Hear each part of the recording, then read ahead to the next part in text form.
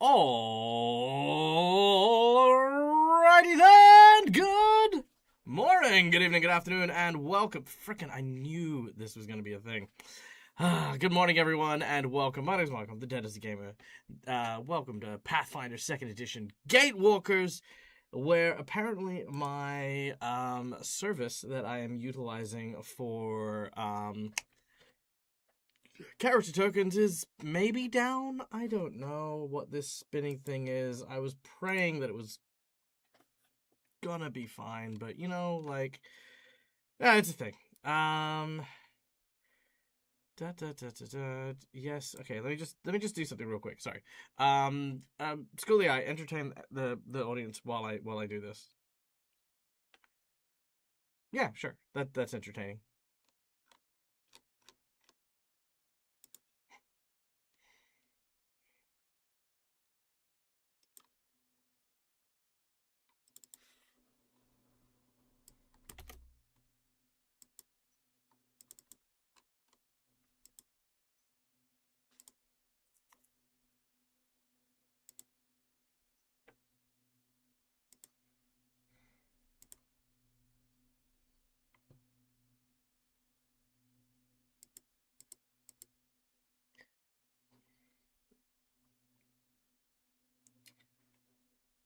Nope. Sorry, I had silence wizard. Try again, Schoolie. Oh. Sorry. Look, I'm trying. You are trying with tech goblins. Okay. Yeah, so Dad likes to thank various sponsors. First of all, Hero Forge for the character minis that will hopefully be seen on screen at some point, as well as the tokens that you can see beside all of our names, as well as on the map. Sirenscape for the background ambience that Dag likes to do. Keeps us on our toes and makes it so it's not just a silent stream when we're waiting and thinking and pondering. As well as Fancy Grounds, the VTT that connects us all from all over the world that we use for our maps, combat, and obviously the key thing, the dice roller that tells us whether we live or die. Been very mean to us lately. Fancy Grounds doesn't like us. I feel like exception rules last week. I feel like things have been going all according to plan. I don't know what you're talking about. Yeah. All right. So I'm not sure what is the deal with that at the moment. So what I'm going to do instead is just use some static images here. There we go. Thank you for that one. And of course, next up, we have our lovely players who are my Patreons, support the channel and allow us to do all the cool and crazy stuff. We are going to use this opportunity to have them introduce themselves and the characters they're going to be playing, starting with none other than Carl with a K, played by our dear friend Nomad. Hello. Yeah, I'm playing Carl with a K, spelled with a C. He is a inventor, a chaos agent, and above all, I guess a chew toy as of last week. So tasty. Yeah, he's going through some experiences. But yeah, right now we're having a fun time. Slowly trying to figure out what has happened to Carl's old team with the new current team. So yeah, it's gonna be a fun time, and I totally will not get eaten again, and that is a promise. Maybe, Dag, I'm looking at you. Okay. Yeah, I mean, look, while you guys were in chat talking about how like Dag makes everyone get eaten, and Aelith made the big mistake of saying, "I've not been eaten yet."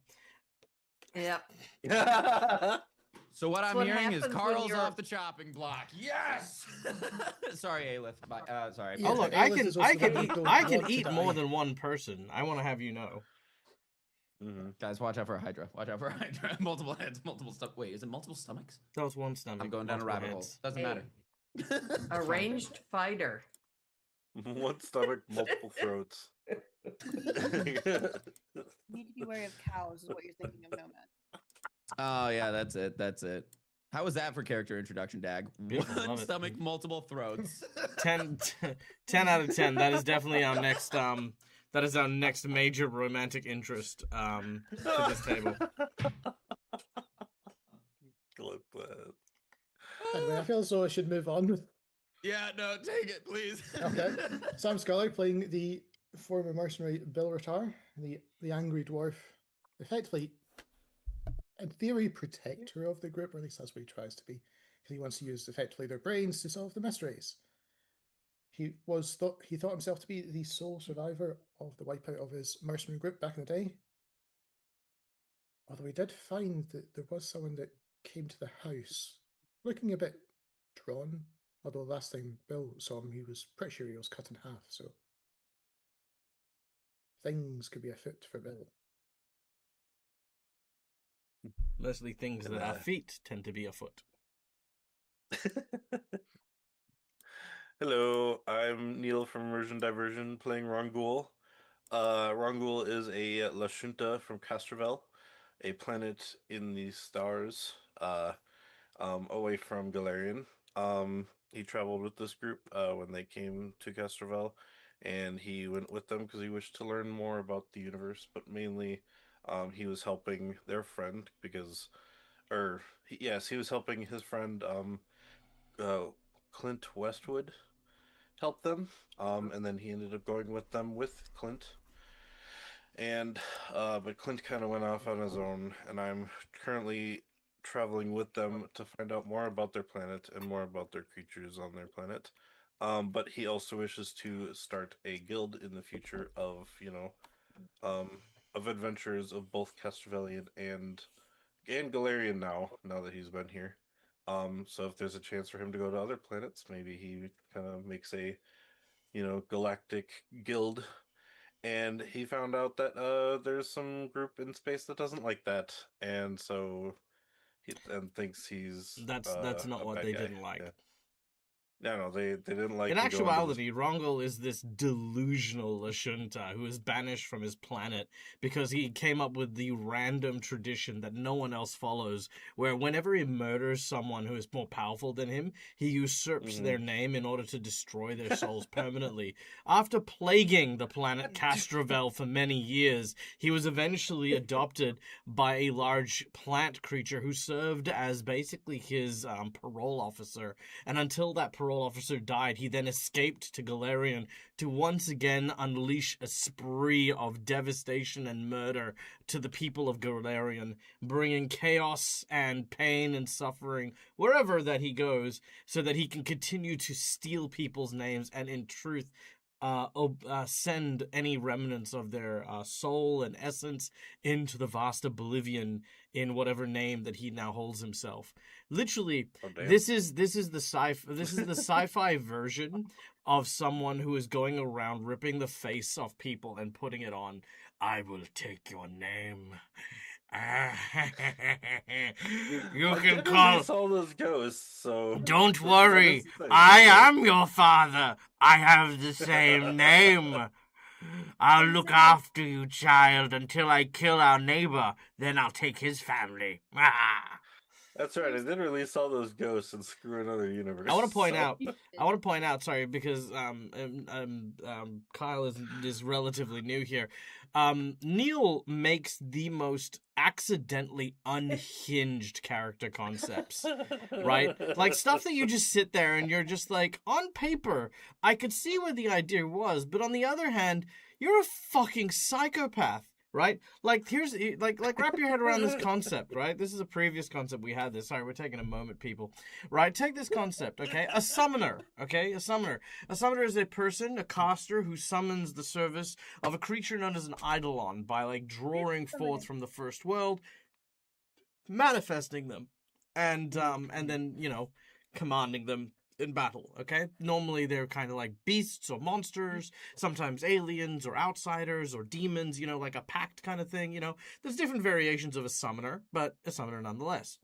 So the brilliant idea, again on paper, was a summoner who married their summon. Right? Now on paper, oh, how sweet. They're a husband and wife duo, where the summon has absolutely no ability to say no to the summoner, completely removing any concept of the term consent from anything that is being done. Because should the summon ever decide to express itself in any particular way, it can be banished forever to an endless, unspeakable void. And Neil wondered why everyone hated the character and vied for a wish spell to be used to free his summon from his control. Like I said, An accidental wish spell, it was too. again, accidentally, completely fucking unhinged. And now again, we have this character. The character before this, Arsini, was a tree-hating skeleton. Why did he hate wasn't a trees? tree-hating No fucking skeleton. clue. You literally you summoned. were. Everybody else. Let's talk about your Franken tree in episode 2. Can we talk about that for a second? The point where you grew a tree out of a tree to topple that tree, to break it, to crash into other people, right? That was you. That's because chopping down one tree wasn't good enough. You had to take down not only one, not two, but 3 trees. I think this happened without me Filled, by the way, with gnomish druids who were safekeeping the entire forest. They had been taken over and kidnapped, and the heroes were tasked with potentially rescuing these people before Neil decided that Arsini was going to destroy their homes and livelihood. And then, please, Neil, the moment we all remember, where in order to solve a puzzle, you decided the only course of action, despite having 3 different colored fruits and being told that some measure or combination of this will lead you forward through the puzzle, you randomly stabbed a random tree. We were all high and drunk. Yeah, I'm sure you were, but that doesn't mean your character was. The characters were. You haven't drunk anything at that point. Neil. You really hadn't, man. Did I was the first one to drink something? Skeleton. You're also a skeleton. You got like massive poisons. Anyway, it's fine. My point is Rongo is telling everyone lies, because let me ask you this, Rongo. What have you done to start your guild so far?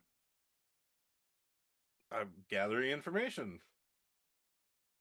You're gathering That's information. Yeah, That number Okay. one. Now, the how much? leader has to have Now information to get to the let's guild members. analyze how many acts of interplanetary terrorism have you committed?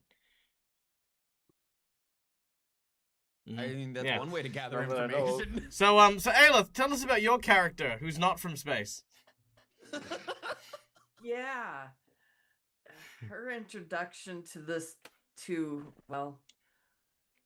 of them, was them trying to save a unicorn and then being horrified by a skeleton destroying a tree with another tree while they were still in the tree trying to save people. Yeah. So yes, she's still trying to figure out why she's with this group. Mm.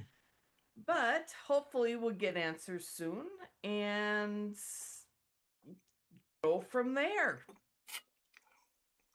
Hey, Rongo, people can't talk bad about you if there are no witnesses. Just saying. And that's the motto Carl lives by. And will probably die by. So you know what? I see you there. I'm still thinking about the Keebler elves, though, just in that tree. Just Perfect. Yeah, exactly. Well, that's what gnomes are in Pathfinder, basically. They're just like you know what's really funny is gnome. I don't know if you know this, because you're still relatively new to like role playing in general, and there's lots of stories that make up the worlds and stuff. Gnomes in Pathfinder are unique because they actually need to continually gain excitement and stimulation. Otherwise, they start to lose their colors, undergo a process called bleaching, go insane, and die. So they constantly have to be, given new stimulus. It basically makes them very energetic, very, lively as characters and stuff like that. They're basically Keebler elves. You know what? Oh, sorry. I'm here for it. Yeah, like that's what the Ghost Hunter. That's why he had the big yellow hair thing. There you go. All right, and Viv, if you'd be so kind. Hi, Dad. How are you today? I'm good. I'm well, I think. Hold on. Yeah, I'm good. You good? Yeah, okay. I'm not gonna lie. I'm like, I don't know if I need more sugar or I've had too much. Either way, it's not the right amount. Mm-hmm. That's How a are good you? point. Yeah, go grab the I'm thing. Look everything. I'm doing okay. I must advise, if you're working in architecture or set design, don't try to do elevations and measurements at 2 a.m. They were very incorrect, and I'm working on fixing them right now. But that's not what we're here for. We're here for Pathfinder. And here I play Viv. They were once a puppet, now they are a little human child summoner. And they summon a nice, sweet, totally not terrifying looking Jack-in-the-Box to help them on their merry adventures with their friends. They are currently investigating a spooky, spooky house. They were quite happy about it at first, like, ooh, gothic horror. I read a few books like this. It's gotten less and less fun as time has gone on, and they don't know how to feel about the torture we've had to commit on this ape creature. But we're gonna help get Carl's friends out of this weird dream prison, and hopefully everything will be okay. We'll find Dr. Wilson and he'll tell us what the heck's going on. That's probably what's going to happen. Okay, cool. Well, with that being said, that of course then brings us to the next little leg, which is of course to thank our lovely audience members. Guys, thank you so much for being here and being a part of the show, doing all the cool stuff with us.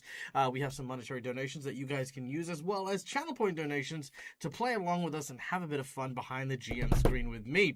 First of all, just by watching the show, you earn channel points that can be used at any point in time to influence the game with insight bonuses, wandering monsters, wandering bosses, divine intervention, divine healing, so many cool things. But for those of you special chosen few who want to help us with the DAG survival check, which covers all of my overheads, my subscription fees, all that cool stuff, we have, of course, some monetary donations here. We have hero points and jigs points, which, of course, are our red marks and purple marks. The red marks are hero points that can be used to stave off death, petition the DMs for stuff that isn't in the rules and roll with advantage. Jigs points can be used to counteract hero points, make bad guys roll with advantage, or complicate things ever so slightly.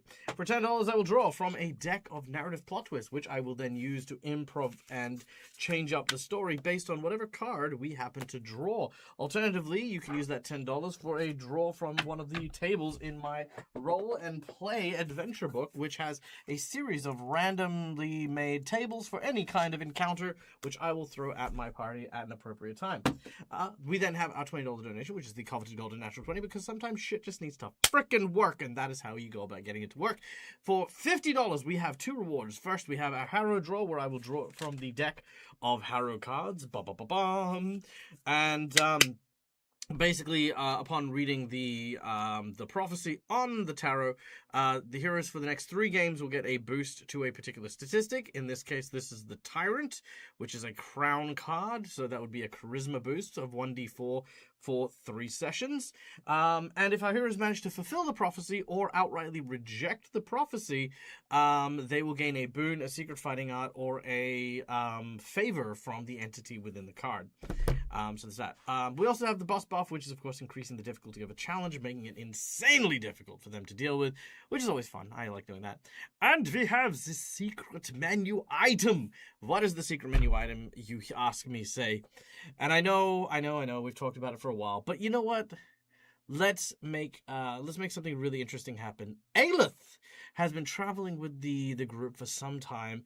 An elven survivor, somebody who has tried to do their best to keep everyone basically kind of well looked after and well cared for throughout the entire course of this game so far.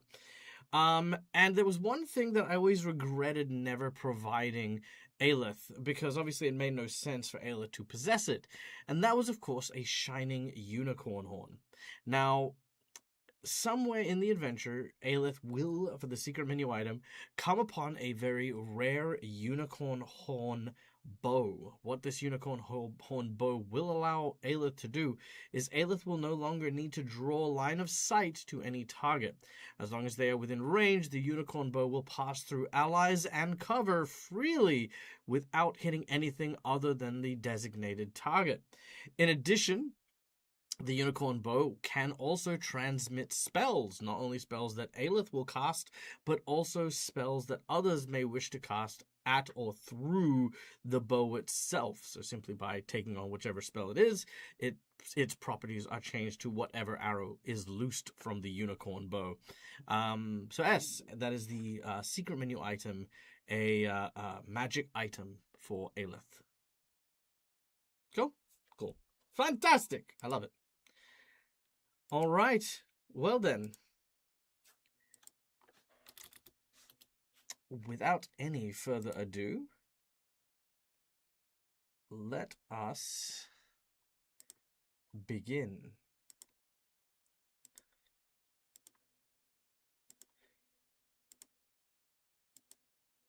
Oh, don't be like that. There you go.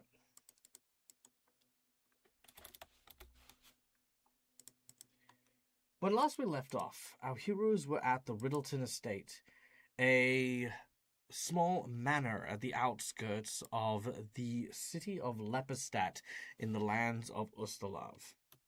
It is here that our heroes were summoned by Edward Riddleson, the benefactor who had worked tirelessly in order to learn as much as they could about the strange phenomena surrounding the Gatewalkers and the missing moments. There we go. Hopefully some music will start playing.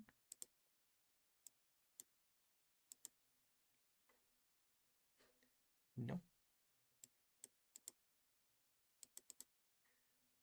I will have to reload that. That's fine. Okay. So yes, upon arrival, they met Carl and Carl's team, who had all been summoned at the same time. But after investigating the rather strange and mysterious situation that surrounds the staff behind the Riddleson Manor, our heroes realized that a number of Gatewalkers have gone missing in recent years. And thanks to the efforts and sacrifice of one of Carl's teammates, Vax, they learned of a small child whose ghost haunts the attic.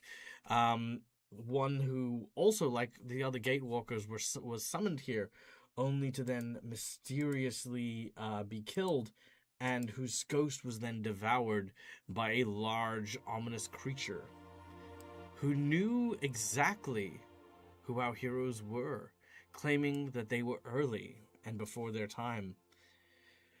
Well, not waiting for the rest of the group to fall victim to whatever foul play was at hand, our heroes took the initiative, managed to plant a tracer onto some of the staff, and learn of a secret basement, down which they found a lecture hall being tended to by two of the servants who, thanks to a glitch in their magical charms, were revealed to be these monstrous, demonic, gorilla-like creatures. After managing to bamboozle them, our heroes managed to get into a small confrontation and disable one of them and slay the second. Demanding answers as to what was going on, our heroes learned that these two individuals didn't know much beyond their studies towards fungus and their properties with dreamwalking. Most of the guests, shall we call them, summoned and kidnapped and taken here were dealt with by other people, other unknown entities. And it is here with this information that our heroes continue their journey. All right. So, and we have a secret menu item, which is Aelith, you will get your bow, and we have 5 random plot twists. Stephen, sir, I beg your happy fucking pardon, but thank you. I didn't realize that you were my Valentine this year, but apparently... Thank you.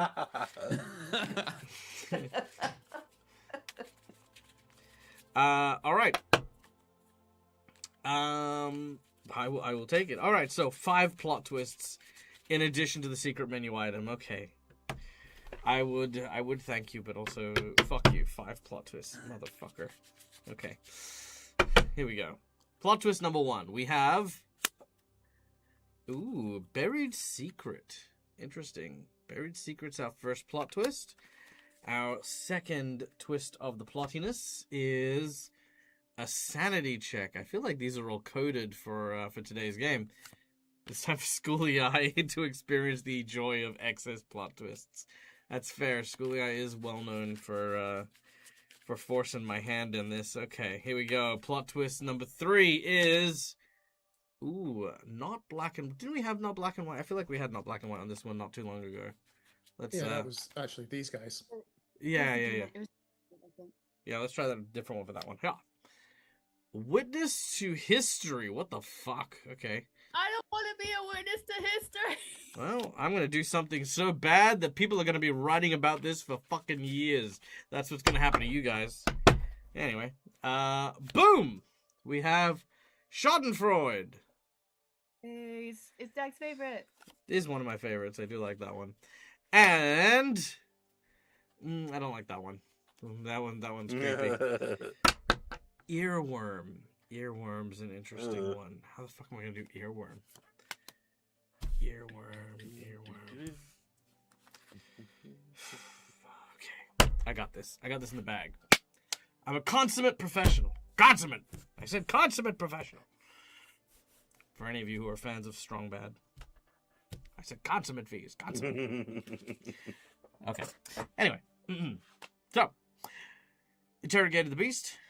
He also told you of a secret passageway in the prison that will lead you out further into the structure. There was also a secret passageway found by Rongel, I think, up north as well. So, yeah, there you go. Yeah. All right. Well, did you guys? So, Shall assuming we? Aelith is going to join us on the map. And Rongel did Yes. point out. Yes.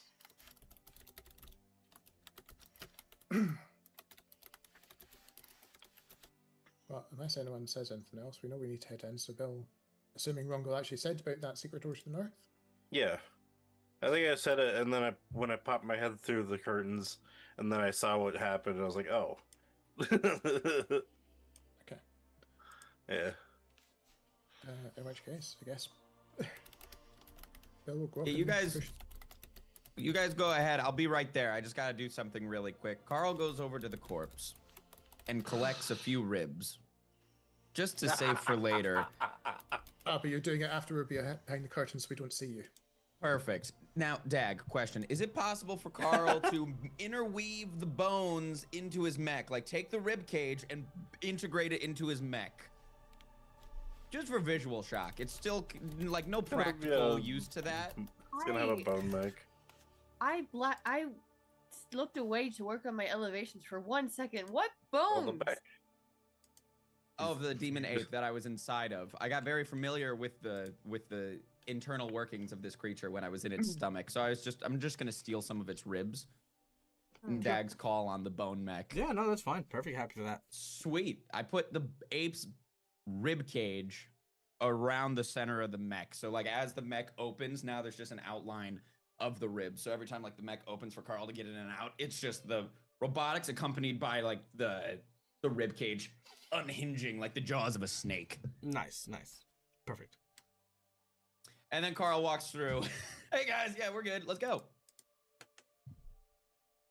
I'm just saving these for later. Nothing about this feels right. Yeah, well, I'm kind of glad Bill didn't even see that, so because he's already behind the curtain at that point. Probably heard some of it. He's probably not thinking. With it being a secret door, Dag, you'll need to actually open it. Oh, I will. Done and done. All right.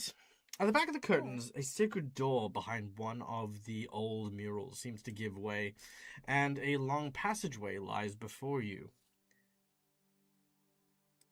Jack? Yeah. I don't think I got to do it last session because we had to kind of crunch up the end. Viv actually had wanted to at some point check to see if there's any fungus around the cells that Carl's team is being held in. No. Okay.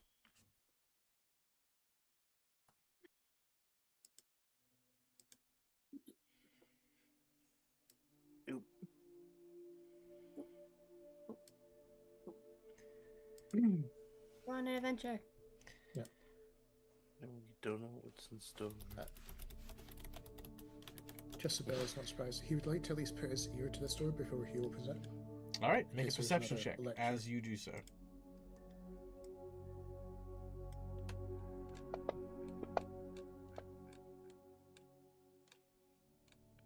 26.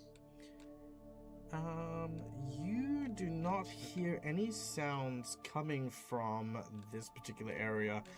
Maybe just ever so slightly the faintest sounds of running water.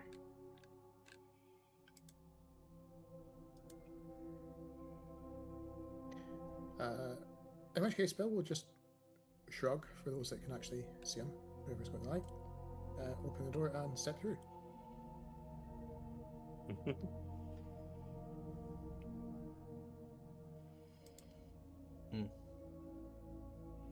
You usually ask for us to stop as soon as we go into the room, so.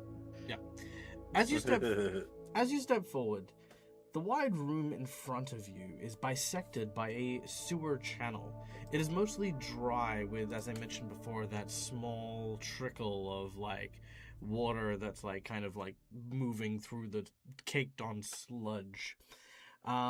It seems to end at a dead end on this side over here. So this is just like where the dead end of the water is collecting. Against what looks to be a relatively new brick wall to the north. To the south, there are 4 sets of iron bars that seem to block the way down, which I'm just going to move Bill03 a little bit there. But that's what you can see there, with those iron bars. But this room is otherwise filled with what looks to be a storage area. A wide variety of alchemical and surgical tools lie in one of the storage chambers over by where Carl is. Meanwhile, across a small bridge that leads over the sewer canal is what looks to be a kind of like a small research space with various large books, tombs, and scrolls lining this area here. In the center of which two metal tables are in this place, both of which are covered with fresh and old blood. Restraining straps seem to be tied to the walls here as well, a place where people could be mounted, I guess, and examined or held until they were ready to be put onto the cold steel tables. Okay.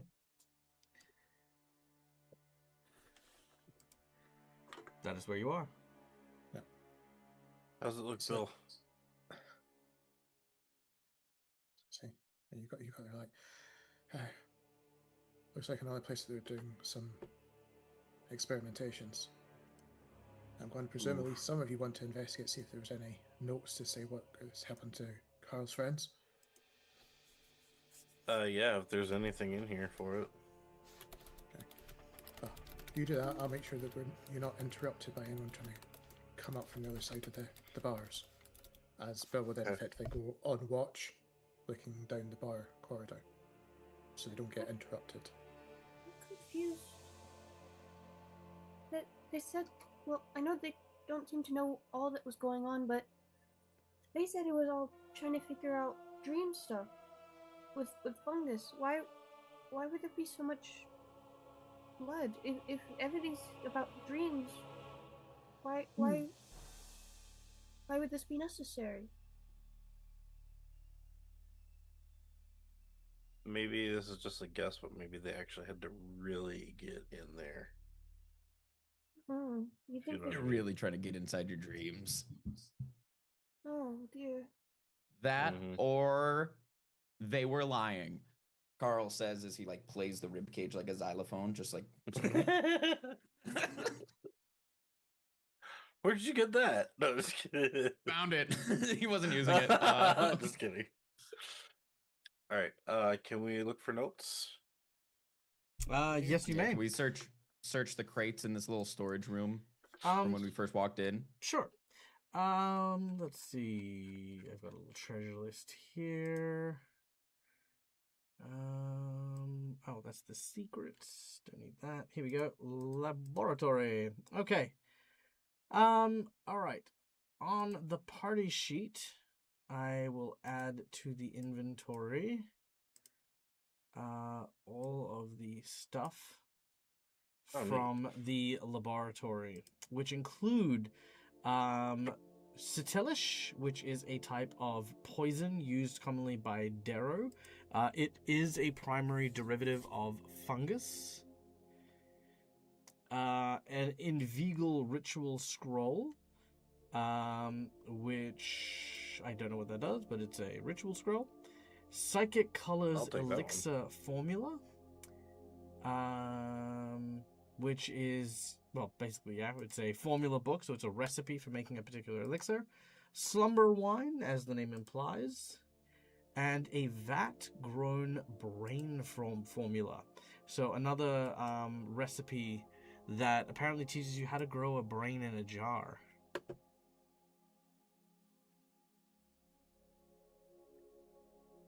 Now, as for studying the research here, now, amongst all of the stuff that is here, I'm going to need you guys to make me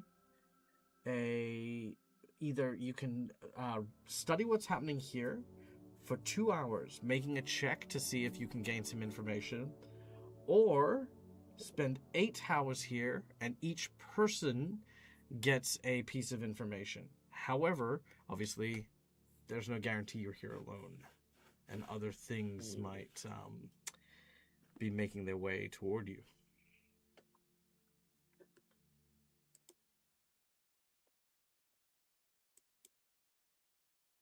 Okay. Mm. Are you guys good with waiting a little bit, or should we? That's part of the reason why I Well- said Bill was going to monitor the Oh, okay. gated lead. We and could- up. We could try to scan the rest of this area, because remember, all of this is going to be underneath the house, underneath the mansion, under Riddleson's Yeah. estate. So it can't be terribly huge. We might be able to search it, make sure we're alone, and then come back. But also, we might run into something that would prevent us from staying and learning, potentially. Yeah, true. Maybe. Yeah. Okay. We want to Um, just Bill, so- do you want to stand guard? Oh, Okay, so Cookie asked a very interesting question. Would you be able to get a partial or long rest from it? Sadly, because they are doing active... you know what?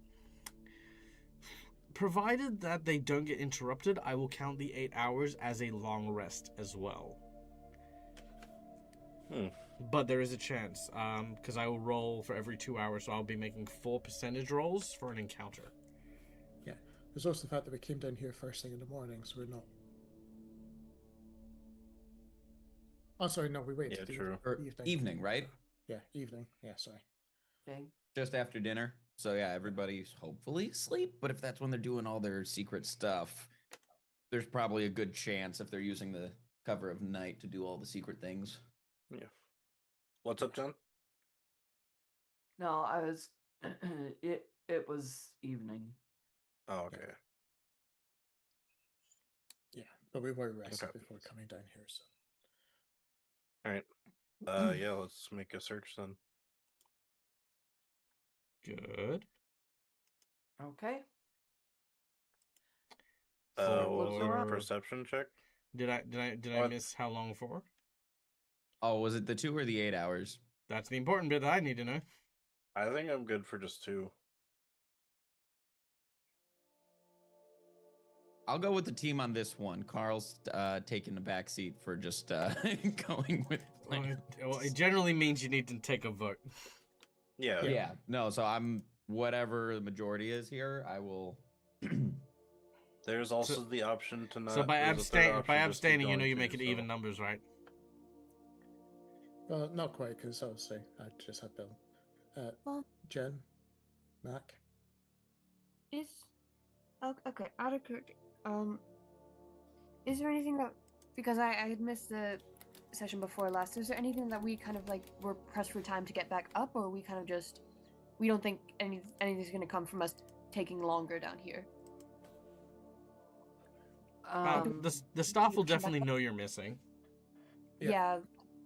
Do we want to play it safe and just be like, I actually have a question. "Yes." Is the tracker that I put on one of the staff, is that showing up in the last room, or is that showing up somewhere further ahead of us? That was on the 2 gorillas. Oh, okay, cool.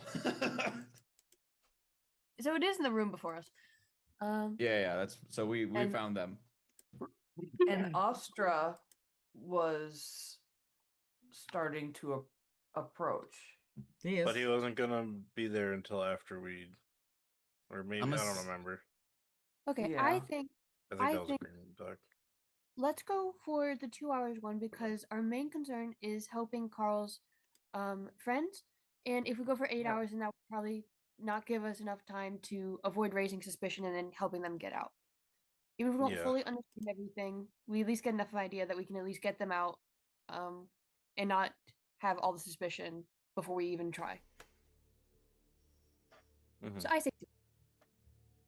Yep. That Sounds sounds good. good. 2 hours. Yes. 2 hours. All right. Anyone Yeah. wishing to make a Hours. check can make me a Arcana check, a Society check, an Occultism check, a Religion check, or a Nature check. In addition to telling me what check you make, we shall determine what you learn. I'm gonna make an occultism. Okay, make the roll. 25. I'll do nature. Okay. I will So, do society. No. No. nope, nothing Should've for done this I much will. research. I will try Arcana. Okay. Ooh. Viv doesn't know enough for any of this. I don't know why she tried, but she really wanted And to Bill help. is on watch, right? And Bill's Bill on is on watch. watch. All right, maybe 23 get a is the perception. DC, so only Rongol with your occultism figures something out. So Rongol, There is a Viv reroll from chat. Viv Oh. reroll from Divine Interventions from Rykon. All right, Viv, give it another roll. Let's see here. I mean, it's better. Thank you. It's not quite, but it's better. Yes, that will sadly. It's That slightly was- less embarrassing, which is honestly what I need. Because it wasn't Sure. crit fail before that. All right. Perfect. Okay, good. All right, so here is what you know. Among looking in your research and taking particular note of things of an occult nature, you find notes detailing something quite horrific. It is the extraction of the human and, well, basically bipedal humanoid brains, linking memories and infusing them with psychic powers in order to activate something called a Lich Gate. Merging What? psychic powers with the Aedara, in which will allow the wielder to stand before Osseo and the Nameless Spire, using enhanced power to free Osseo from his prison once and for all. The notes include a great series of names, many of which have been crossed out. All of your names are written in this ledger, but yours are not crossed out. So too is Oh my God. Viv's human self thing. Yeah. And of course the rest of Carl's team. And any future characters that we join in the group. I definitely bring that up to the group and I say, I think Um, that's why they were. I'm not done. Oh, sorry. It's okay. You kind of paused, so I was like, okay. That's my because I bad. was explaining who's in the names. Okay, sorry. Lastly, it says that names with extra notes observing how the potential in dreams of these final few pawns may prove to be the greatest power of all. These final few pawns.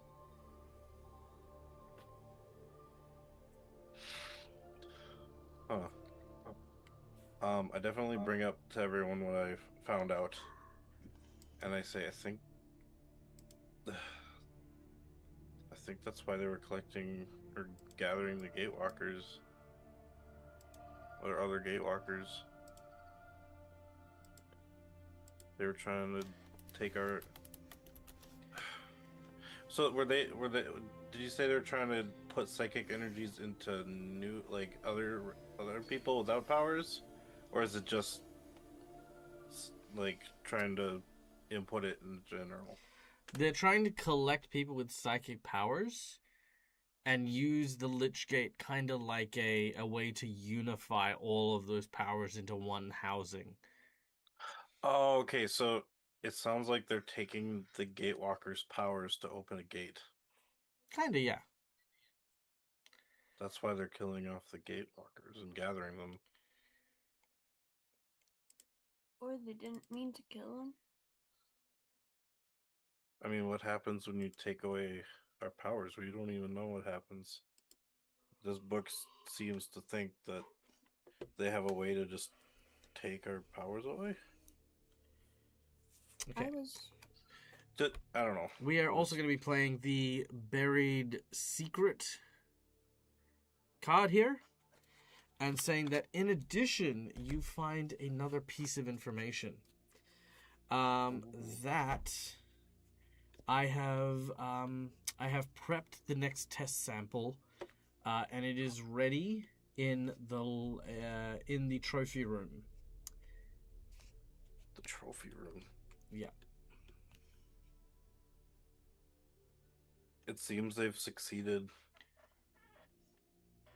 And there's a sample in a trophy room, is what it says.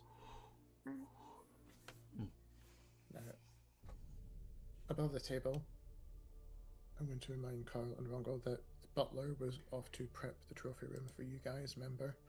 When we ventured down. Remember, they wanted to fresh up for display while you were covering for Yeah. hiding in the attic. Oh no! Oh no, indeed. Are they all in on it? Oh fuck. Sorry, that's me reminding the two of you, because obviously that was a couple of weeks back. Yeah. I do remember that. Are we sure it's referencing the same one? Because with the whole secret lair, it's not completely out of the realm of possibility that they have a second, potentially more sinister trophy room. It could be referencing something down here. I'm assuming it's if this is related to their experiments. But Is it... I have a question. What's up? So do you think Dr. Wilson knew that I was the puppet? Because obviously, I was made from being thought. I was a thought, and then all of my powers come from that. Do you think he knew that I was the puppet and he thought that was important? I'm not actually sure. I mean, before, when I met you, you were a puppet in the first place. So, like, I'm thinking maybe he knew because you were a puppet, but he might not have seen you like this yet.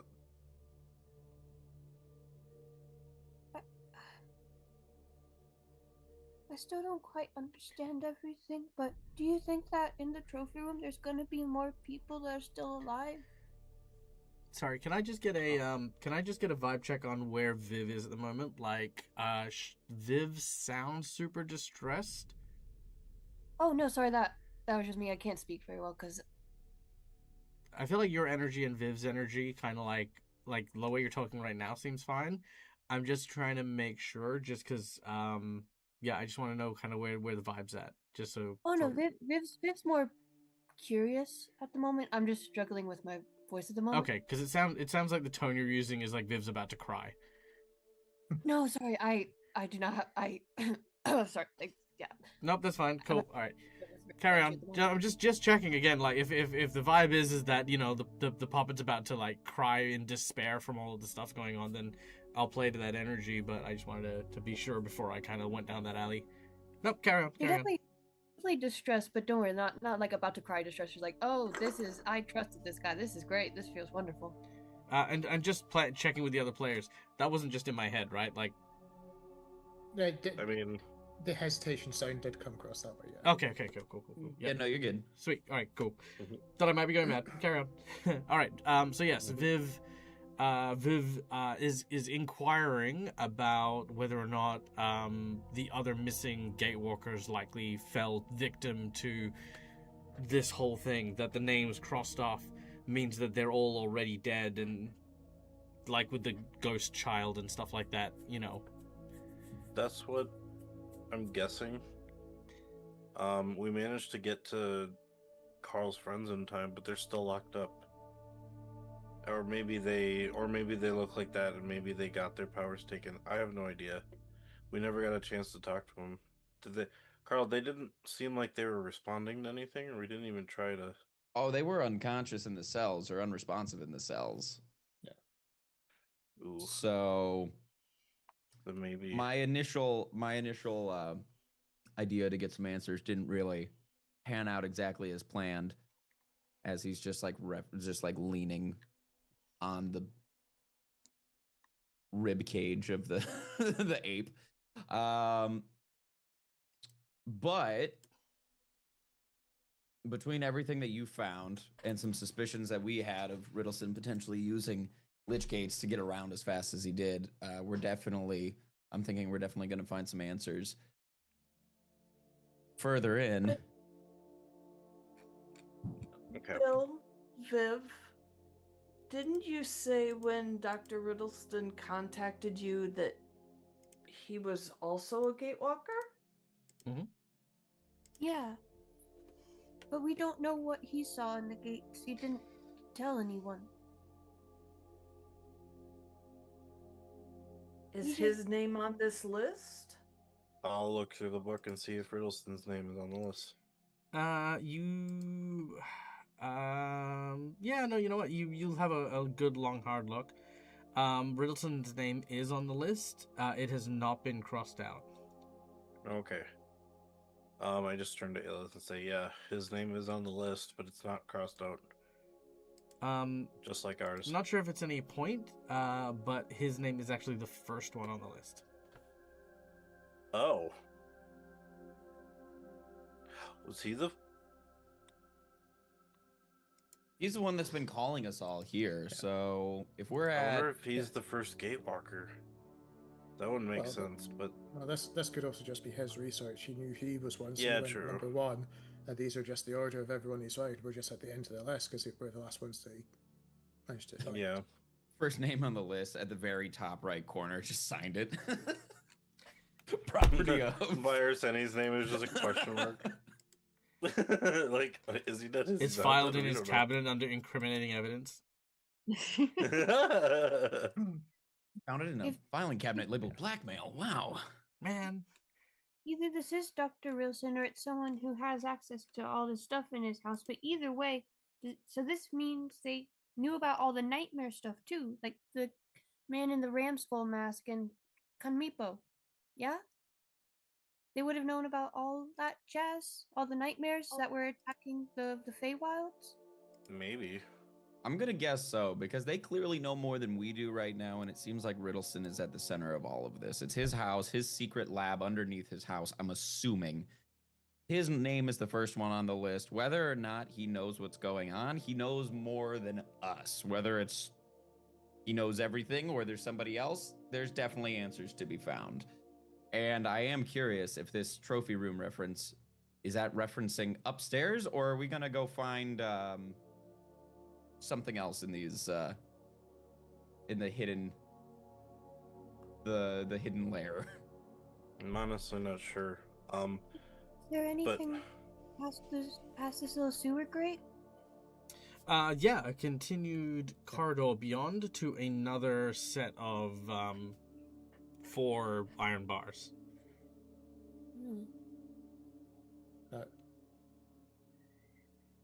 For the circuit, because obviously you said that grayish bit. Is that an actual pipe?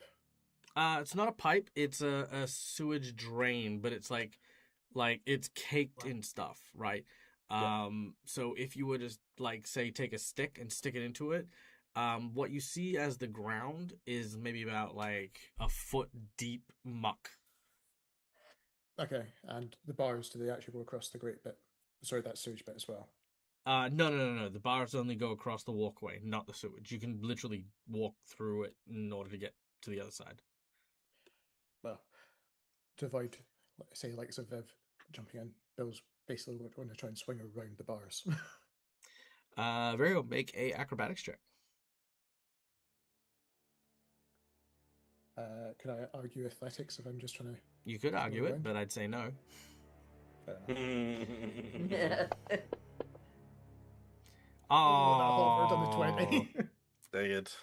Unfortunately, that is a critical fumble. So, despite your best efforts to swing yourself, unfortunately, the grace and dexterity you need in order to propel yourself is not matched by your sheer weight and strength that you used, and you fly off the other side with only your fingertips used to support you as you then splash down into the muck. I require something from you, my dear B03. Something Oh, no. potentially Oh, not no. Oh, ideal. Cookie divined. Cookie. Fine. Go on, have your divine intervention.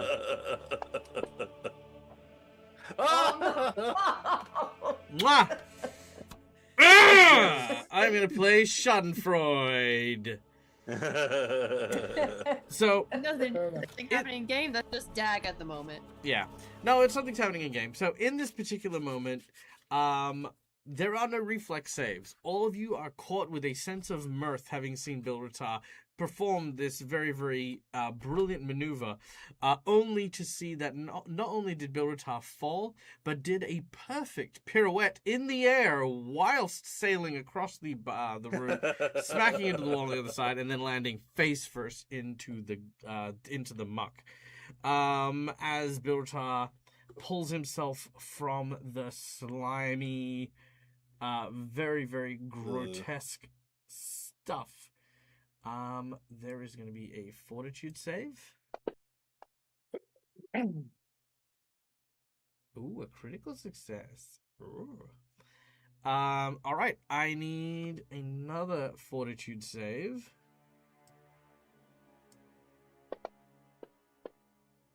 Ooh, that one's not so good. Ooh. You don't have any hero points. No. All right.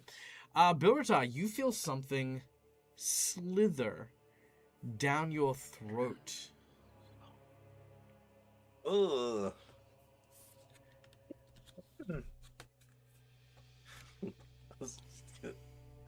Oh. You feel it inside you, twisting around in your stomach. Immediate poop leech. Oh. And just for Laura's sake, it's a tentacly tentacle. It's a tentacle. It's not a tentacle. Or a leech. No, it's something else, but that's fine. Don't worry about it. B03, Okay. you find yourself gagging and heaving, as you Well, that's attempt happening to sort of like spit out whatever it is, but it seems to be a mass of pure muscle that is making its way into your internal organs. Ugh. What do you do? It's a tongue.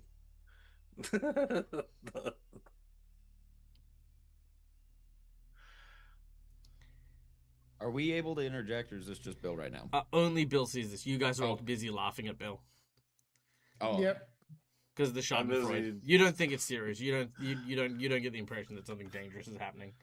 gotcha. I'm like, all right, Carl, you should grab these items. I think they'd help with you. And then I'll take all the formulas, and I'm gonna Okay. take the ritual scroll. Well, Okay, I'll just take all the poison. well, Bill, thinking that obviously it's something in the muck, but also there's another grate at the other end, is going to say, basically, screw this, charge through the muck to get up the other end beyond the other gate. Without really thinking about everything. He just wants to be out of the muck, but not stuck between the gates. Okay, So effectively, and then climb up here. sure. You hoist yourself out.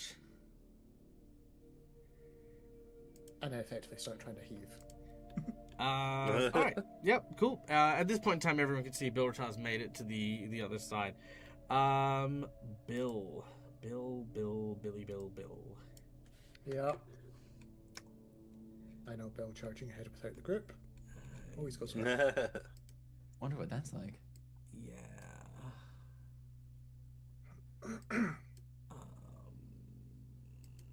I just need to read what happens here if he does anything about that.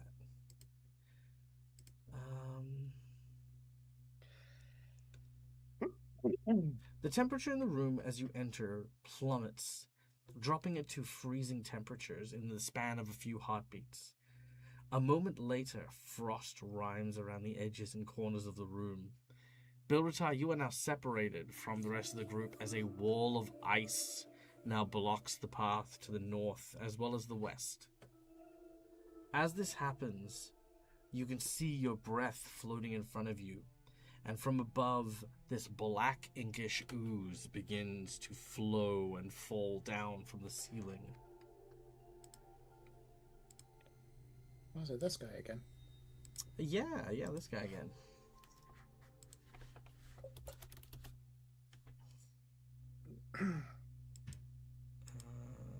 Okay. As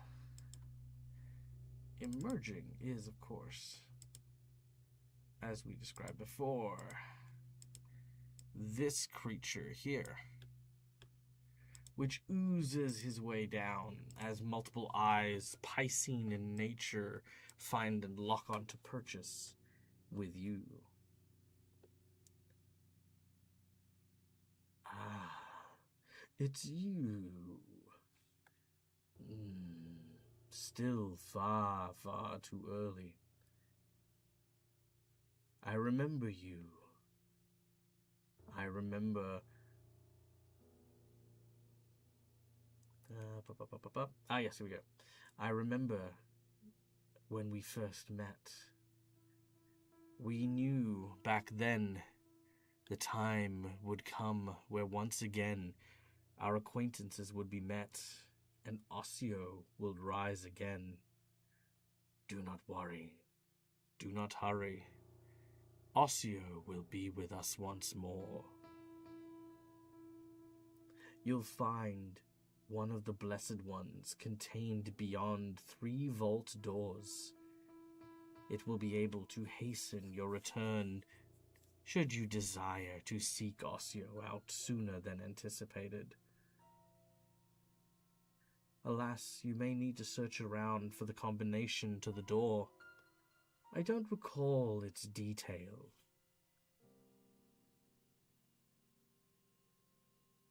But now is not the time for our proper reunion. Tell the others that I will wait for you all among the spires once you're ready to return. Soon. Soon. And you watch as he then sinks into the sand, into the dirt and the grime of the ground, and disappears once more.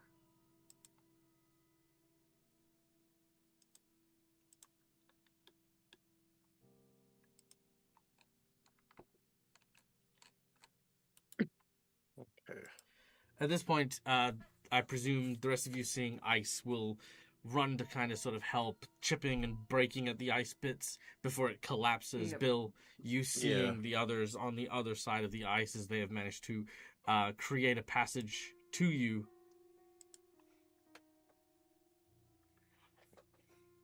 Are we on the other side of this then? Yeah. Oops. Bill, you okay? Bill, everything good? Does the feeling of the thing in Bill's throat, has that actually passed yet? Oh, no. Actually, yes, that feeling has passed. Okay.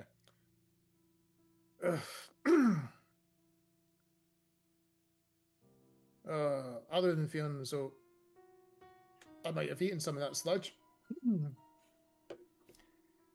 Aelith, our friend from last night, was here for some godforsaken reason. Kind of implying that one of the people that we're looking for is down here somewhere. Who's your friend?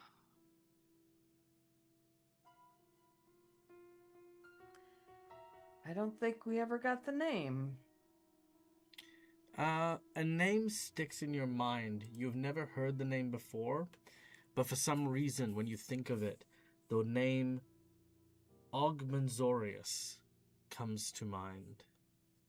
And all of you know it immediately, as if by simply asking the question, the answer was placed there. And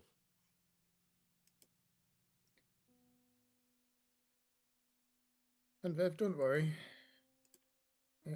I also imply that we'll see it soon. Are they a nice friend? Or is this a not nice friend? They were the one that took the child from the attic. Oh, Someone tells me not nice. yeah. Are you sure you were okay?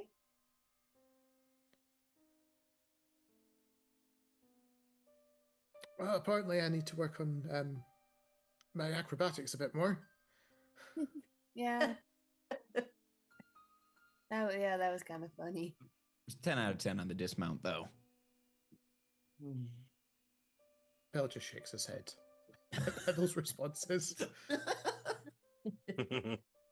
It's and the then plot. tries to wring any sludge remaining from his beard.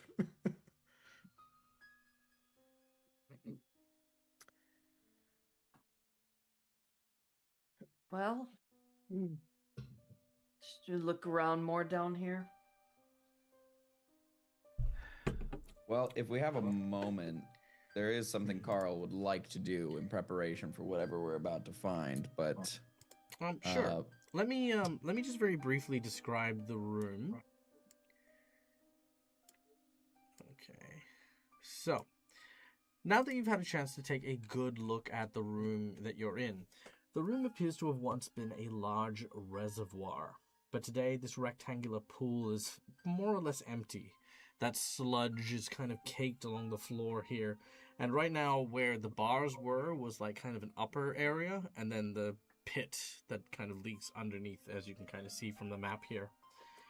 You can see to the west there are some rusted iron gates that have been battered open as if something large had pummeled its way through, while to the east and north the additional dry sewage areas seem to lead further into the dark. Like with the north, there is also a series of metal grates to metal bars, to the east here. One thing does catch your eye in the dry reservoir below, and that is the glow of a 10-foot diameter magic circle. Its scriptures and writings seem unusual, but you can make an Arcana check to try and identify it. Okay. All of us make it, or just one? Anyone who would like to? Okay. Yes. Are these reservoirs in any way similar looking to the ones that were in the Frost Dragon's temple whenever we went to go steal back the ship? No. Okay. Okay. Rongol, you identify the runes as a magic circle for planar binding. It's supposed to imprison or keep here a planar. Well, basically, it's supposed to lock down planar travel. Dang. Okay. Guys, this seems to be a magic circle for locking down planar travel. Planar creatures. Well, I think Aussie will be a bit bigger than that, but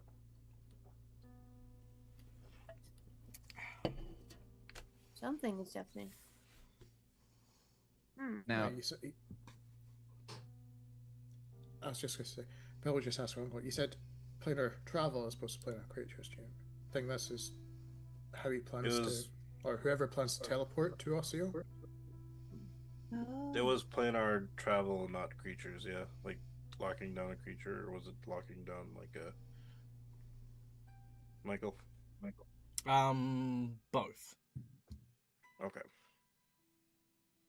I think both, yeah. It's a... it locks down the creature to then be able to travel between spots. Well, based on what we've seen so far and what I feel like we may see, Carl, after having acquired from that last room some of the items from the party, is it possible for Carl to make sure all of his equipment after the last battle is set, aside from the piece of his armor that's still holding down the ape in the other room, just specifically reloading the shotgun Not a problem. and potentially using the acid flask to make acidic rounds. Okay, I like it. Yeah. Easy done. Make a crafting check. Sweet.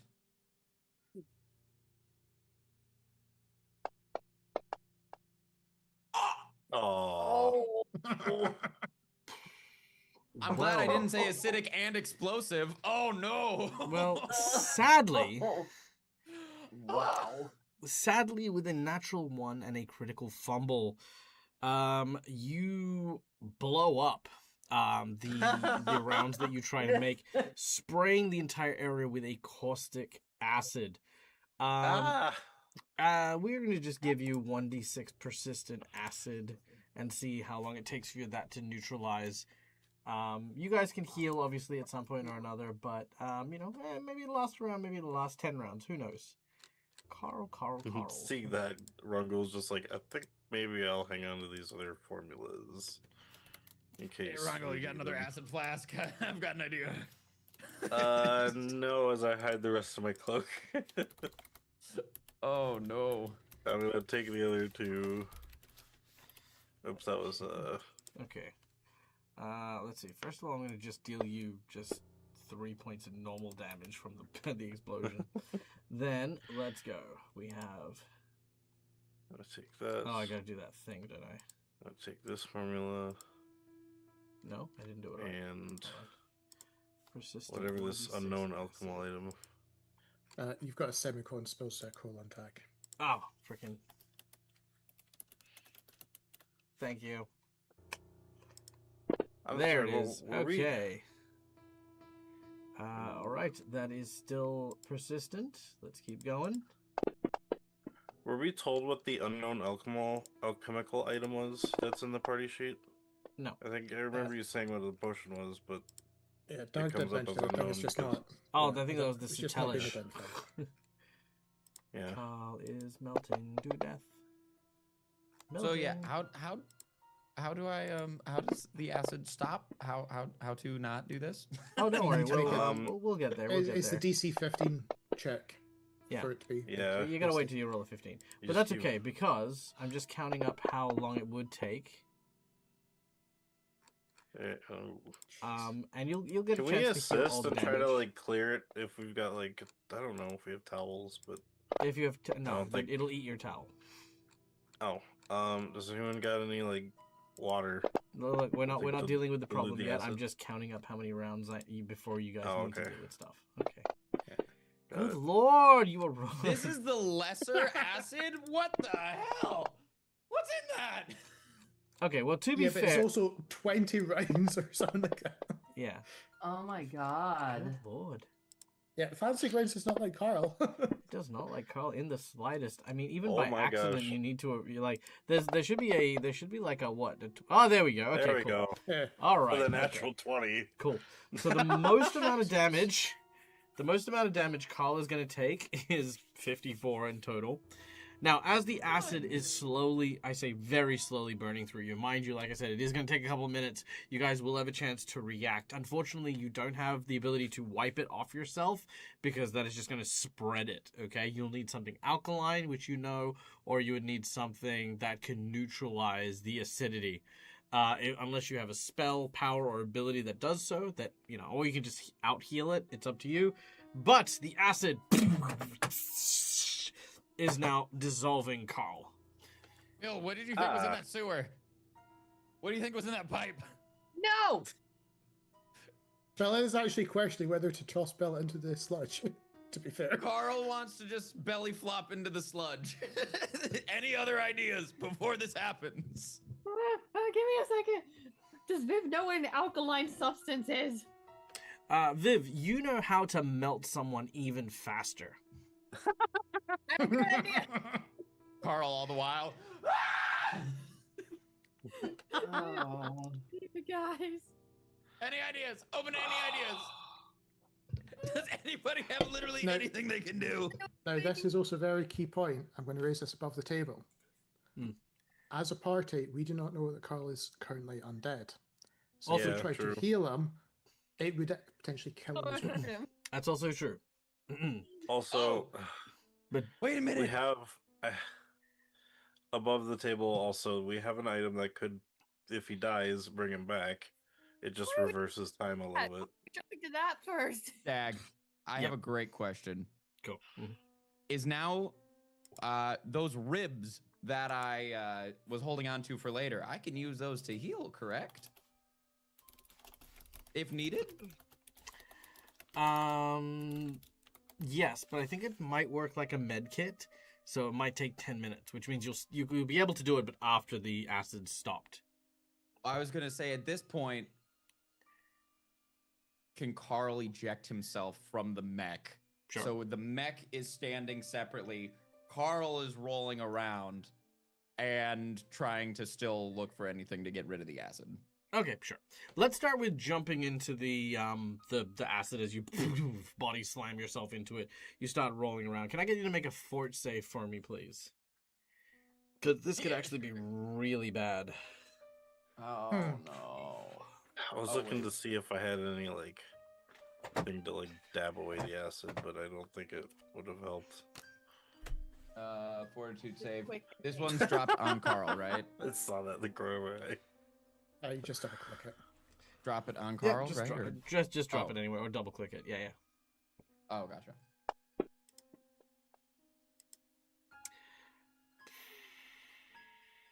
And Carl's dead. Dead.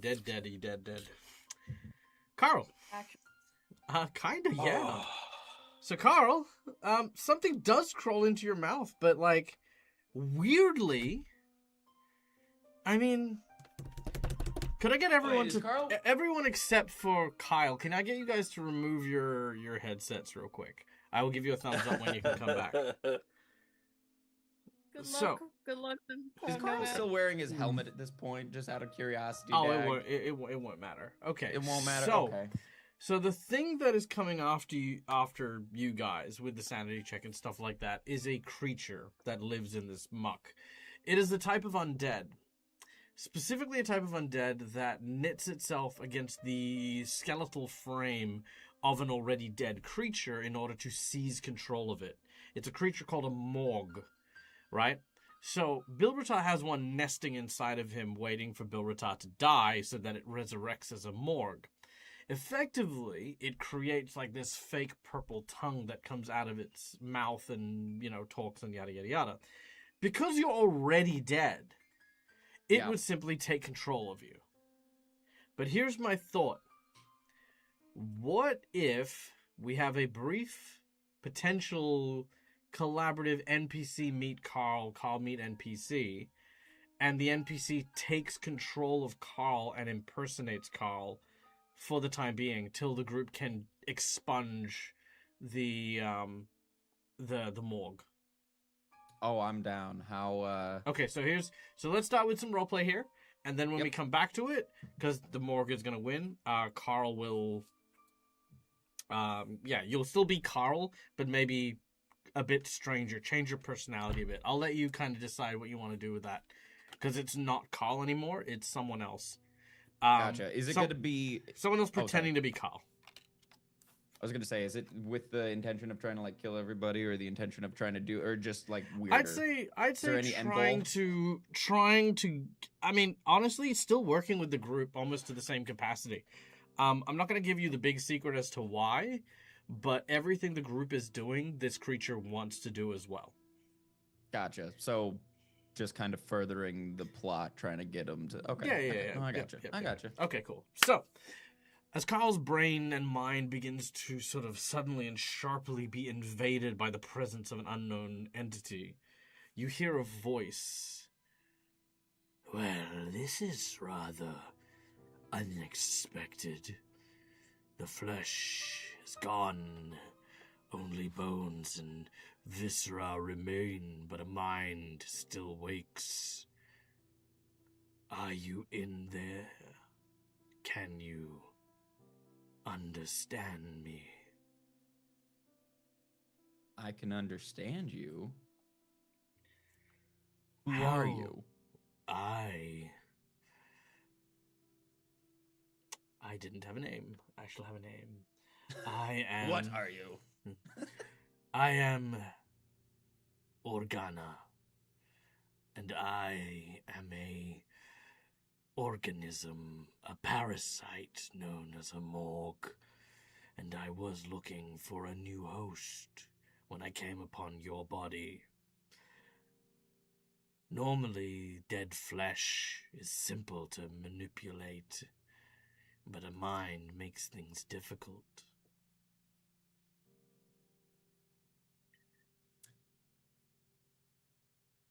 Yeah, you're gonna have one heck of a time with me then. Au contraire, you see, the body will move as I dictate. Your flesh will be formed from my organs. And you feel all of these purple, sticky, viscous blotches suddenly connecting tissue that wasn't there before with your bones as it starts to peel and pull you in. Even your jaw bones and stuff. It almost looks like a skinless purple figure that now sort of begins to make itself like sort of mobile.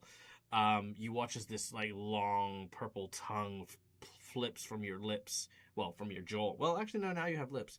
Flips from your lips, and it sort of looks around wickedly. It says, I am going to like this body. I just have a question for Dag now. Yeah, go ahead. They don't know Carl. Characters don't know Yep. Carl is a Skelly boy. Right.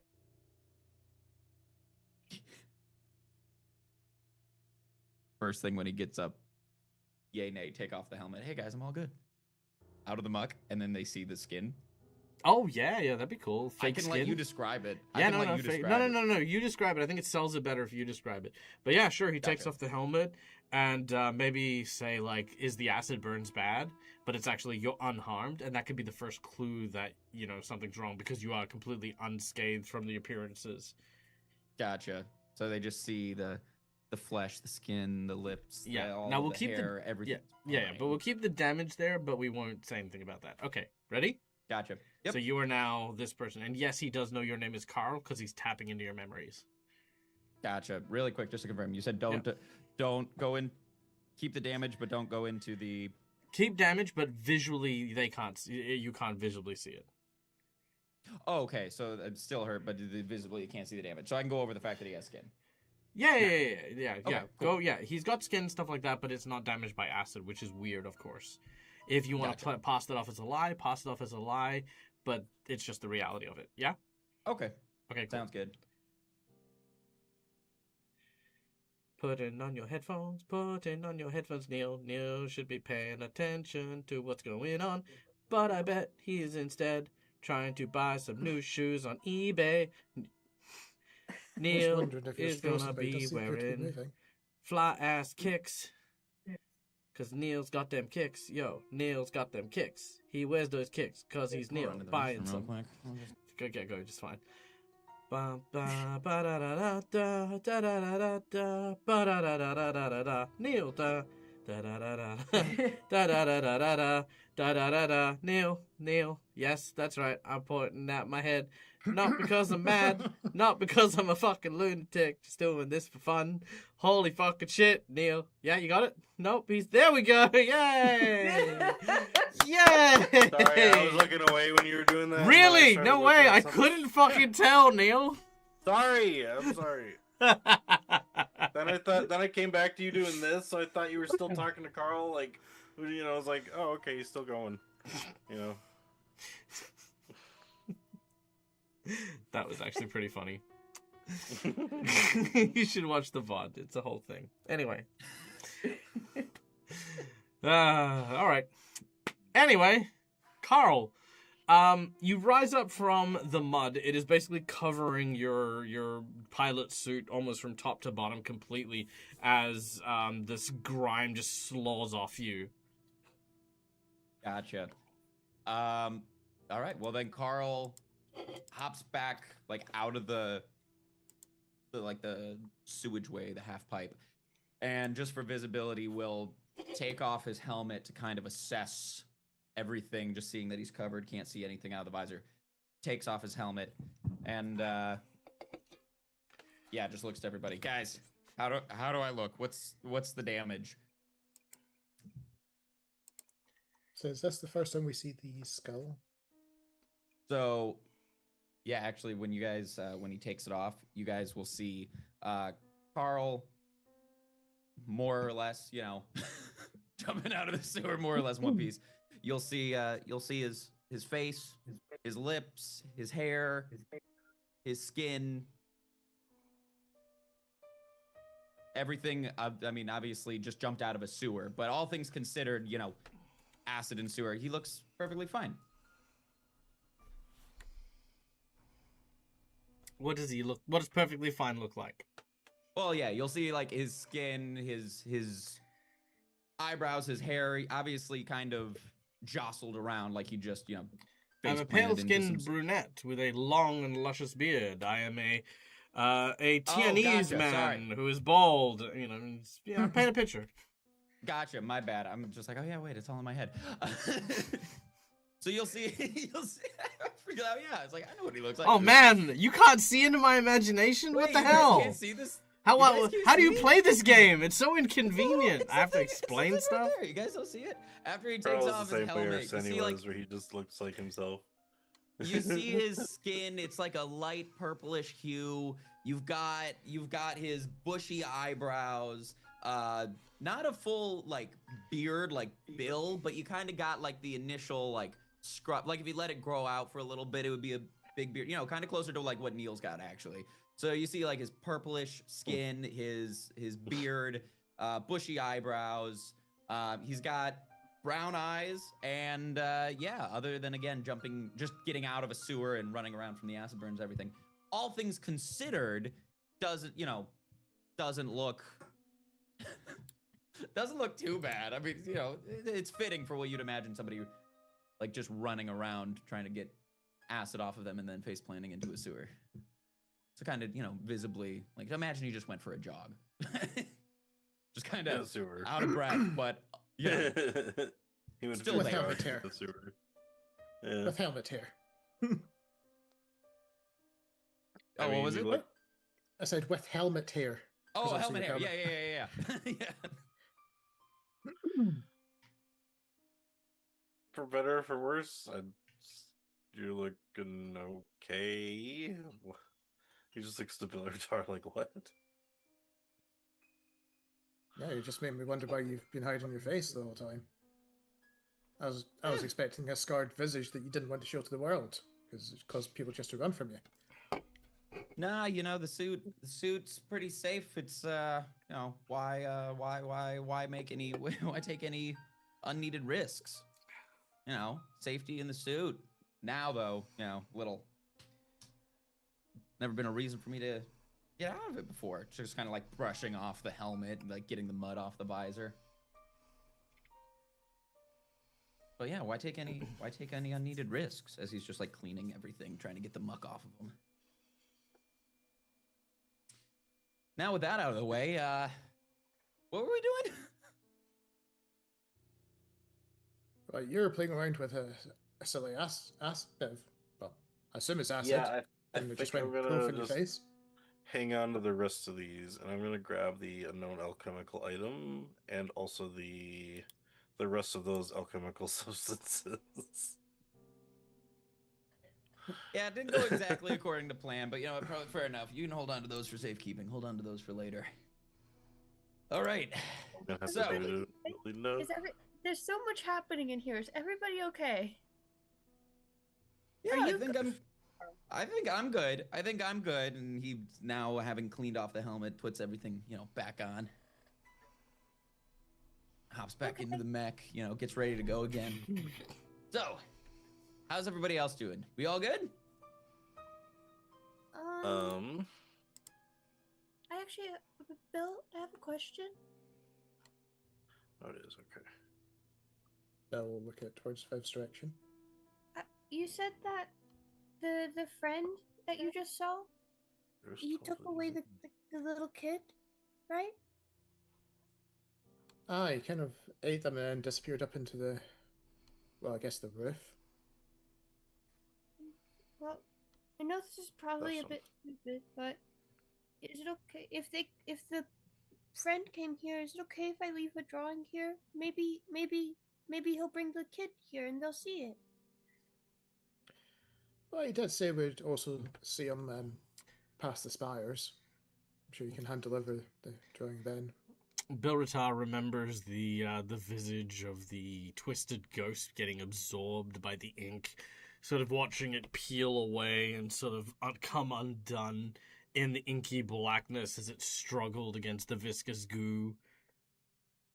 You're pretty sure it's not getting the little drawing. Oh, I think that we have the secret menu item last time, didn't we? We did, but that doesn't change what you saw. Sorry. Yeah. And there's also the fact that Bill is still trying to protect Viv from some of the nastiness. So he's trying to put off the delay of a hand-drawn picture later on. Okay. I'll make one and hold on to it.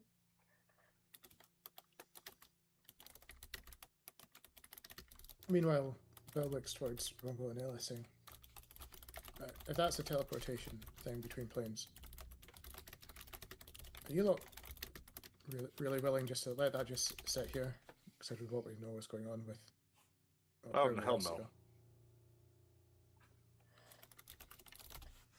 Can we throw, like, something into it to see if it moves it, or does it have to be activated?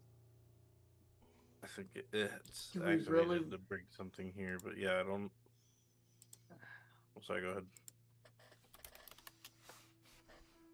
Do we really want to mess with it right now? While we're having this conversation, or at least while, you four are having this conversation, Carl, having after just experienced everything, goes over to the mech and just starts grabbing the rib cage. Starts healing himself, attempting to. So, do you want himself. to do that away from people so they don't watch you slowly starting to rip your guts and organs out and sort of replace them with bones from the mech? I think Carl will just take a step back into the corner. It might be, yeah. I was gonna say it might be a little confronting, but yeah, you can pull yourself aside to go and do that. I'll problem. just go over. Yeah, not a problem. That will heal you. I'm guessing you're technically using the mech as shielding, so we don't actually see this. Yeah. He's kind of like got the back of the mech towards you guys, and he's between the mech and the corner. And the ribs are on the front of the mech, anyways. Okay, so Kyle. Yes. Under your actions tab in your character sheet, or your activities tab, sorry, if you scroll down to medicine. Yes. Presently, you are trained in medicine. So what I want you to do is I want you to click the treat wounds ability, which is the D20 that's there. Oh yeah. Yep. Treat wounds. Got it. Yep. So just double click on that on the little D20, the fixed DC 15. Really quick, I don't see the fixed DC. I see like all of the training proficiencies, like expert, legend. Do I do the highest one? The one without any tags on it.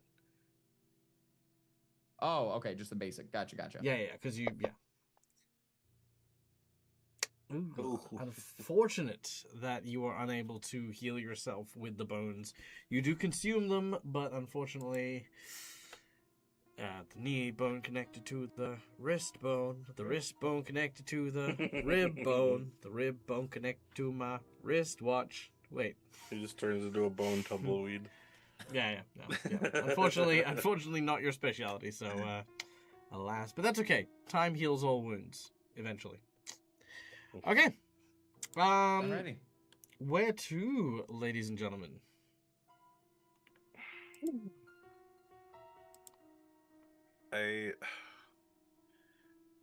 It looks like there's a way to the right, correct? There's like bars over there. Oop, sorry. Too dramatic. A way to the right. There is no way to the right. There is another set of gates. That's what I meant. Sure. Okay. There's some gates over there. That's all I can really see from here. I mean, it looks like there's something past B03 and Aelith. Neil, I'm Down gonna give there, you. but- I'm gonna give you a freebie here. You ready? Don't No. point out what people can see. Just either make a decision or provide an option. It makes It's things called go a discussing lot with the smoother. group. But No, yes, that's not discussing. You're just pointing out the obvious information. I Like for s- example, okay, fine. the I say we difference just is go- the difference would be there's a way to the east we can travel, versus I think we should head east. We've come from the west. We should keep moving further away from where we entered to try and find the places furthest away. See how one gives an opinion and a thought, and the other is just describing something that everyone can see. I guess. That's yeah. Okay. I just say then I vote going to the east since it's further away from where we started. Great. Yep. But you need to find a way to get past the bars. Okay. If only you had some acid. Well, let me Yep. have some acid. Acid vial. Well, question, because the area with the circling, there isn't any sludge in that area, correct? Or is it Where? Sorry. in here? There's no And that sludge in was- there. No. Given the fact that that is a bridge over it, Correct. does there appear to be sludge underneath the bridge Yes, indeed. leading in? So the sludge basically. The sludge ends is at in bridge. the pipes. Yeah. So these areas here. But yeah, you can go under it and circle around, climb up, and then yeah, you're good. I can get myself over there, but I don't think that would let me get all of you out unless it could be open from the other side. I mean, if we could burn away these with the acid flasks that we've got, because Carl just used one. We had 3 in the inventory. I grabbed the other 2 I'm gonna take a away big from step Carl. back. I'm gonna take a very big step back. Okay. I'm going to carefully take one of the acid flasks and just kind of like drip it over the bars. Sure. Before long, the bars will eventually melt and decay enough that a couple of good jabs and breaks will cause the bars to snap, giving you enough room to wiggle through them. All right. Let's head on. Well, let's go. You going to take the lead, or are you going to ask Bill to? I was thinking about asking Bill. But I mean, yeah. So you can go first. I'll go behind you then. All right. Can- Yes, Viv? Oh, I was just basically asking, can we check out this door, or do we want to just go straight down? Because I think door. Then we do door. Yeah. All right. Opening the door, you find yourself at the entrance to yet another corridor. This one a lot longer. To the right, you see what looks to be a solid iron door which sits along the southern wall. Instead of a typical handle, the door features a wheel in its center. At the center of the wheel is a dial with a series of numbers from 1 to 50. Oh, Whisperback. Someone tells me this is the vaults that we need to get past through. Our So- friend had implied that there was a code somewhere deep inside that we needed to find to get beyond the doors. There is, however, one other door at the end of the corridor here.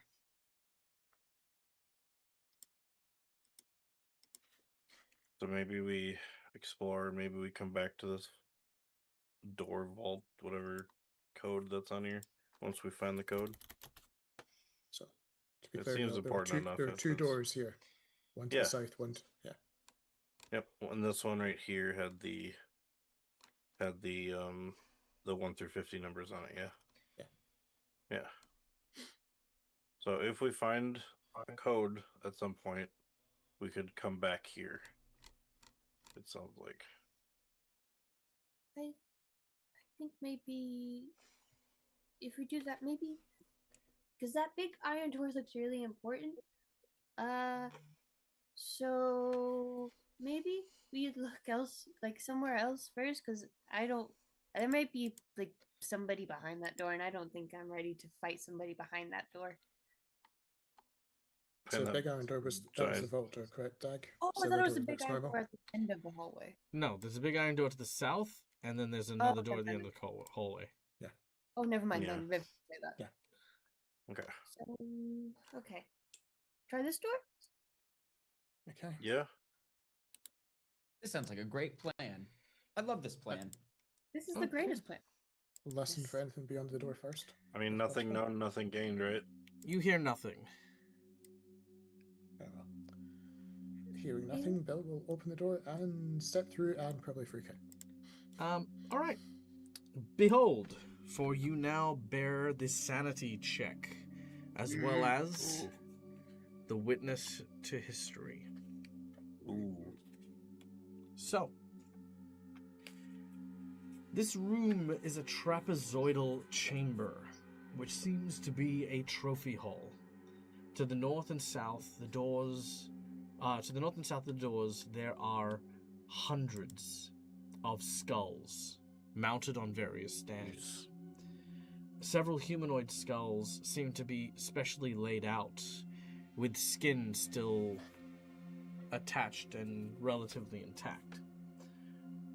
In the corner of the room, a large, furry, horned humanoid stands tall and ferocious, taxidermied into place.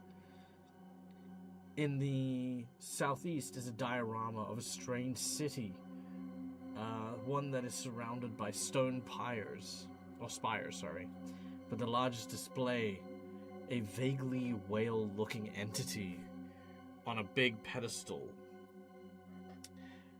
The skulls you see before you have all had the top of the skull removed. Among the notable ones, you actually see Vex's head on a pedestal. Oh. His eyes look lifeless, and you see that the top of his skull has been removed, as has several cubes of his brain also been taken out. Cubes? You watch in horror as the head makes eye contact with you, Carl. Oh.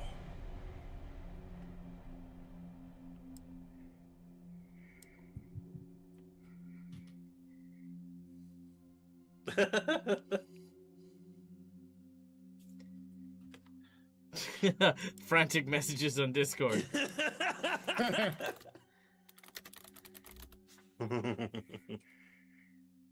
Oh. Oh! Oh no. Okay, so Carl's just like in the doorway, just makes eye contact, or He was looking listless, and then his eyes shift to directly make contact with you. oh, that's and just kind of sits there in shock, disbelief of just what's going on. Not really able to, kind of at a loss for words, Carl, what's wrong? but visibly horrified.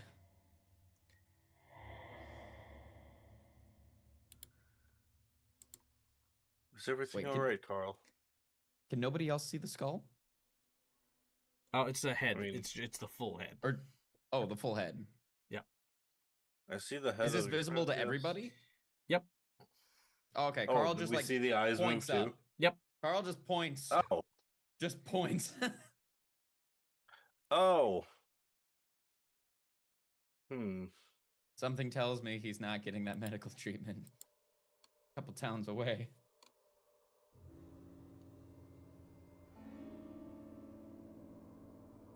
Is there a way to tell why or how this skull is able to like just look around and do stuff? Vex, can you hear us? There seems to be no response. Oh no. Oh no.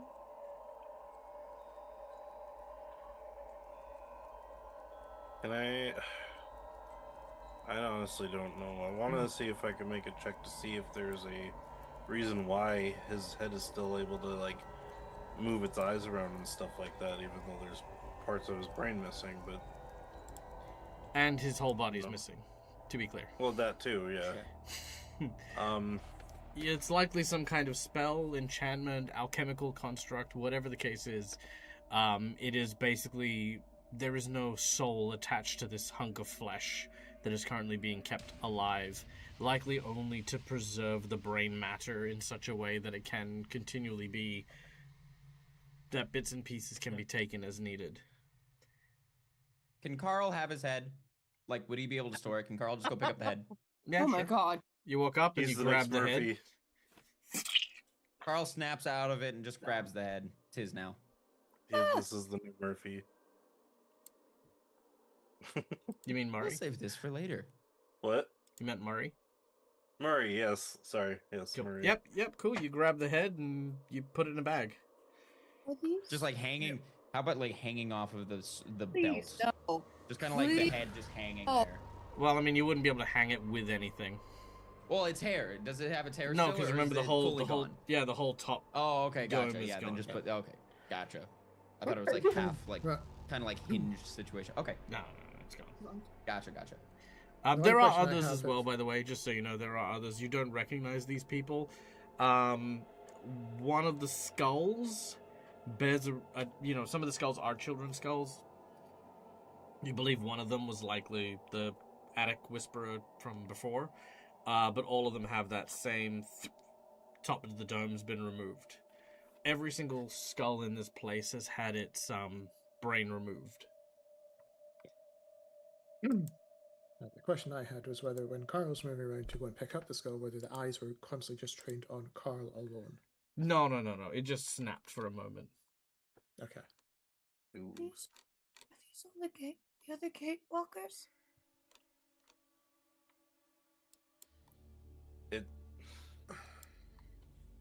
I would assume so. The book mentioned the trophy room. Looking around to acknowledge the trophies in the room, besides the skulls, there is the city on the south, the big whale, but then you notice the giant ram creature. A fleeting moment, and all of you suddenly feel your knees grow weak. You feel cold, almost as if you can see the frost in the air. You hear the terrifying sound of its roar shaking you to your core. This thing you've recognized and you've fought in the past. But that's a story for another day when we return for more Gatewalkers next week. All right. Awesome job, everyone. Yeah. Heck yeah. Well, thank you guys for joining us. I hope you guys had fun. I hope our audience enjoyed all the secret nonsense that happened in the background. A very special thank you to our friend Cookiemon Steve. I didn't get to do earworms today. I got through 4 of them. So earworms, if we can log that in as our something to do for next week, I still have that one. But it was a doozy. We like that one. So yeah, no, that was good. And I hope you guys had fun. I hope you guys enjoyed this. Aelith, sorry, I did forget your unicorn horn bow you would find in here as well. In case I do forget about it, please remind me as well. I will write down what it does in the chat now. Aelith unicorn bow found in trophy room. No need line of effect. Arrows pass through solid objects and creatures not targeted harmlessly and can conduit spells cast on the bow fired by the arrow. Yeah, so if someone casts something on your bow, you can fire through there. Cool. All right. Well, guys, my name's Michael, the Dead Aussie Gamer. This is my place. This is my face. You can find it here a number of times during the week. We'll be back in 7 and a bit hours for 8 hours. Sorry, we'll be back in 8 hours for more Starfinder. That's what we're going to be doing. We're going to be doing No Place Like Home, where our heroes are going to be setting out into the vast in order to try and salvage some derelict ship for some goodies for a corporate shill. What a time to live. But guys, have a great and wonderful rest of your weekend, whatever it looks like. And until we meet again, stay safe, stay wonderful, be kind to each other because why the fuck not, it's free. And as always, game hard or die trying. Peace out.